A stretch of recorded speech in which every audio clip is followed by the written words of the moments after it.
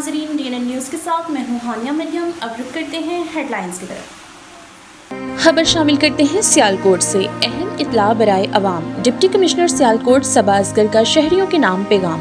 नहरों में नहाने पर मुकम्मल पाबंदी आयद। अपने बच्चों को नहरों में नहाने से रोकें, बसूरत दीगर कानूनी कार्रवाई की जाएगी। जिला भर में दफ़ा 144 नाफिज। अवामी मुकामात पर गैर ज़रूरी हजूम या नहर में नहाना काबिल गिरफ्त जुर्म होगा। मैं सबा अजहर अली, डिप्टी कमिश्नर सियालकोट, आज 29 जून को आपसे मुखातिब हूँ।